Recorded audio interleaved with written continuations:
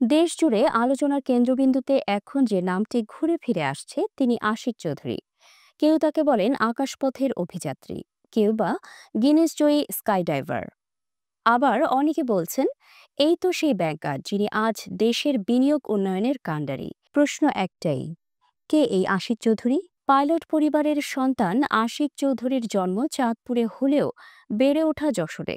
শিক্ষাজীবন শুরু সিলেট ক্যাডেট কলেজে, এরপর ঢাকা বিশ্ববিদ্যালয়ের আইবিএ থেকে স্নাতক। কর্মজীবন শুরু ২০০৭ সালে ব্রিটিশ আমেরিকান টোবাকোতে, এরপর standard chartered, HSBC, American airlines, গ্রামীণ টেলিকম ট্রাস্ট। পেশাগত অভিজ্ঞতা বিস্তৃত আন্তর্জাতিক অঙ্গনে। তবে পেশাগত সফলতার বাইরেও যেটি তাকে অনন্য করে তুলেছে তা হলো তার স্কাই ডাইভিং এর প্রতি সীমাহীন ভালোবাসা। প্রাইভেট পাইলট লাইসেন্সধারী আশিক ২০১২ সাল থেকে প্রায় ৫০ বার আকাশ থেকে ঝাঁপ দিয়েছেন।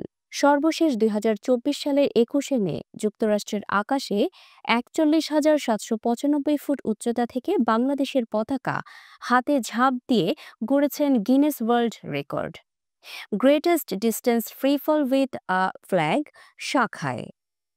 এরপর আলোচনায় আসেন আরও একটি বড় কারণে। ২০২৪ সালের সেপ্টেম্বরে শেখ হাসিনার সরকারের পতনের পর তাকে বাংলাদেশ বিনিয়োগ উন্নয়ন কর্তৃপক্ষ এবং বাংলাদেশ অর্থনৈতিক অঞ্চল কর্তৃপক্ষের নির্বাহী চেয়ারম্যান হিসেবে নিয়োগ দেওয়া হয়।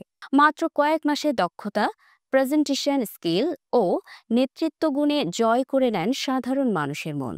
সর্বশেষ ৯ এপ্রিল ঢাকায় এক বিনিয়োগ সম্মেলনে দেওয়া তার তথ্যনির্ভর এবং সাবলীল উপস্থাপনা সামাজিক মাধ্যমে ভাইরাল হয়।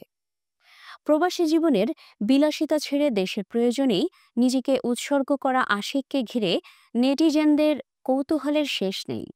প্রতিমন্ত্রীর মর্যাদাপ্রাপ্ত এই কর্মকর্তা শুধু আরেকজন প্রশাসক নন, বরং নতুন প্রজন্মের কাছে তিনি এক অনুপ্রেরণা। অসম্ভবকে সম্ভব করার দৃষ্টান্ত হয়ে উঠেছেন আশিক চৌধুরী।